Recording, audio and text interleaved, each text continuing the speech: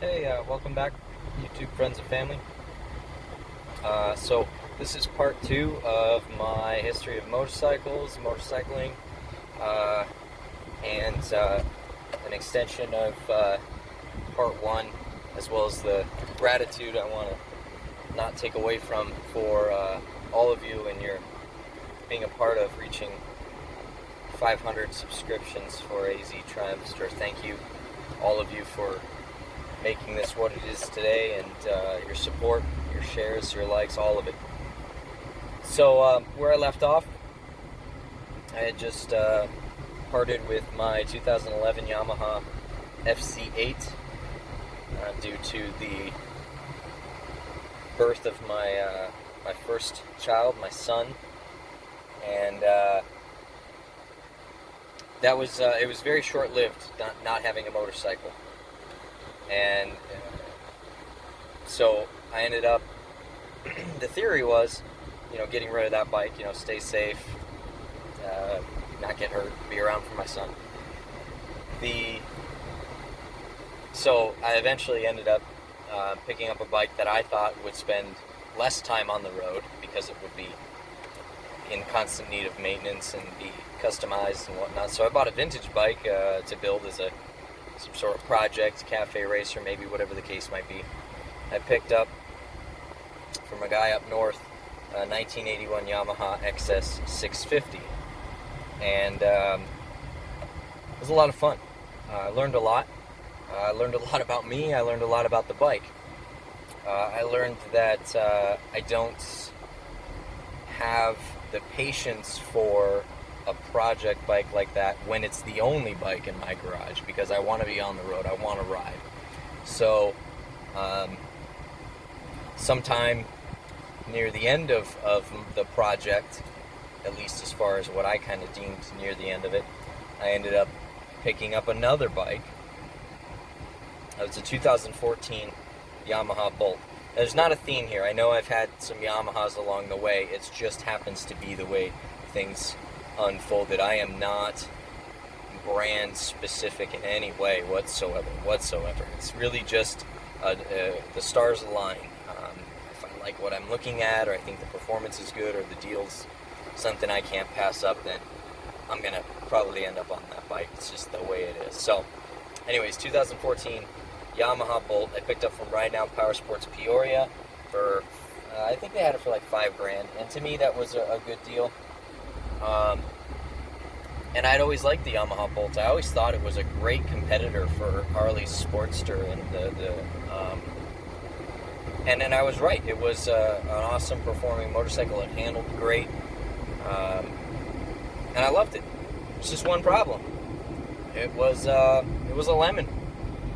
It had 20,000 miles on it. The guy who had it before me must have not taken very good care of it, or had kept it outside, or a combination of things. I don't know, but it had some sort of deceleration issue, some sort of idle problem, where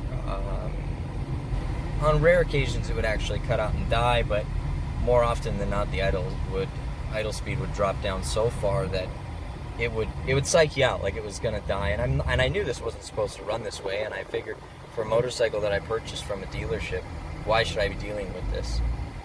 And I had bought a tuner, even gotten it on the dyno through Ride Now, and we just couldn't get it to where it was a reasonable way for this bike to run. So a few months, they took it back and got me on a 2017 Victory Octane. And again, not brand specific. I kind of thought the whole idea of an American, quote-unquote, American-made liquid-cooled V-twin was kind of a cool concept. So I scooped that bike up and was very impressed with the power. Very, very impressed with the power. I can tell you right now that is one of the quickest V-twin cruisers I've ever ridden. It had a punch like no other. So, unbeknownst to me, when I'm buying this bike, Victory was going to shortly after close their doors, shut down operations, and so that happened. And The other thing what kind of made me want to unload that bike was being that I had joined a Facebook page for just Victory Octanes. You kind of realize once you're surrounded by this bike and everybody else has the same bike, you realize how ununique it is. So I was losing interest in my Victory Octane very quickly. Meanwhile, trying to customize it and do cool things to it to keep it unique in my mind. Meanwhile, while I have my sights set on other motorcycles, I wanted to get my wife into riding. We talked about it time and time again, and I never really felt like the perfect bike had come across the table. And I was just kind of browsing, I think it was Facebook one day, and I found somebody that was a friend of a friend that was selling their 97 Ninja 250 for a reasonable price. And I showed it to my wife, and of course she adored it because it had this kind of retro look to it with the purple wheels and whatnot. So she was interested. So we went and scooped it up, and I kid you not, absolutely couldn't make this up. Not even 2 weeks after we get the darn thing, we find out we're pregnant with our second child, my daughter. And so we literally sell it exactly what we paid for it, because we put no more than 50 miles on it in the time that we had it, just her practicing in front of the house. So yeah, and then right after my daughter's born in October in 2017, I trade my Victory Octane in at Arrowhead Harley-Davidson, and I get a 2014 HarleyDavidson Sportster 72. I'd always liked the 72, and there's a theme that kind of starts here because I was really interested in retro motorcycles, bikes that not only the brand, especially after Victory shutting down operations, I think it kind of left a bad taste in my mouth, because I wanted something that was rooted in the past in the way that they've been around, you know. And so Harley-Davidson's definitely one of those brands you can say that about. And then looking at the 72, it definitely looked like a retro machine, you know. It definitely spoke to the 70s as far as the way it looked. So I was very happy with that purchase, and I really did some cool stuff to it. I really liked that bike. It was fun to ride around. You just felt cool on it. And then I would say, gosh, March 2018 rolls around, and I think it was March, I go scoop up a 2018 Triumph Bonneville Street Twin. And again, modern classic. Triumph's deep roots in the past. Looking at it, it looks like an old Euro cafe racer. And of course I did stuff to it to kind of embody that further.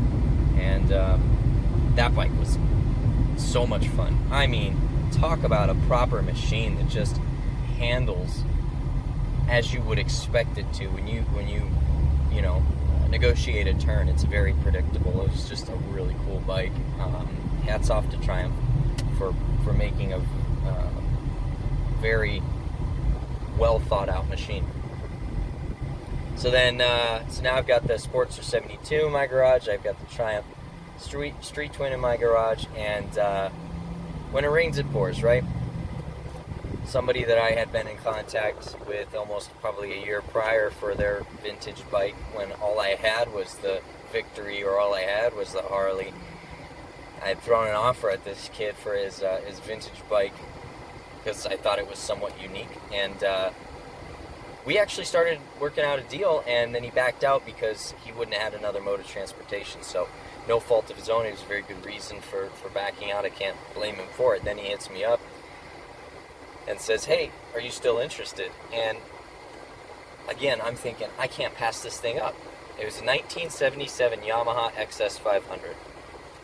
With the little research I had done at that point, I could summarize that I think, don't quote me on this, but they'd only made about a 4-year run for this bike. Could be wrong. But even if it's more than that, it still wasn't as long running as the XS650 or the CB750 or the GL1000. I mean, a decently rare motorcycle. So yeah, he worked out a deal. I got it from him. It was running. It was in good shape. It had new tires, a bunch of stuff recently done, brakes, whatnot. Picked it up for $800. So now at this moment I have the Sportster 72, the Triumph Street Twin, and a 77 Yamaha XS500 project bike. So my garage is getting full, and I'm having fun, and I'm a glutton for punishment because I've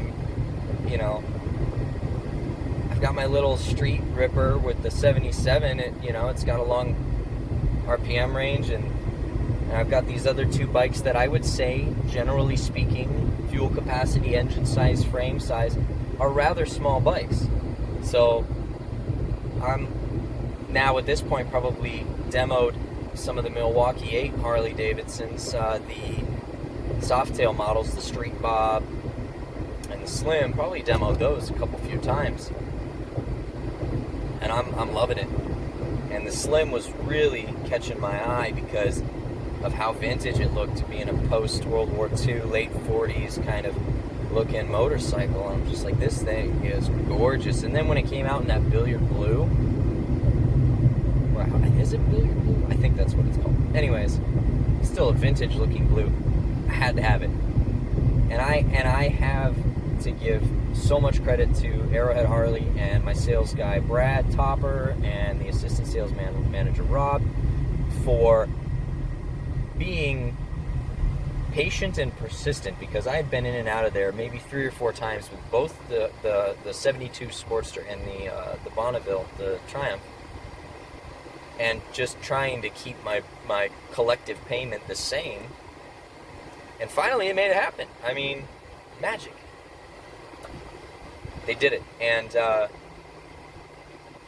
this Slim is the bike for the future, or at least for the next few years for me, because I am just so content with it. It does everything I want it to do. I'm so absolutely happy with my garage right now, with the Slim being a big, powerful V-twin, and then my parallel twin Japanese vintage bike that's a fun project that's coming along very well. So that's it. That's to date. That's where I'm driving right now, to my garage that has those 2 bikes. So you're all caught up on my motorcycling history. It's been a great run. I'm looking forward to not only the next 500 subscriptions, but however many more bikes the future holds, and however many more friends, acquaintances, and people that I call family that I pick up along the way. I'm grateful for all of you. Keep up the views and the subscriptions, and I'll keep giving you guys stuff to watch when it comes to motorcycles. But most importantly, all of you, stay safe out there. Thank you.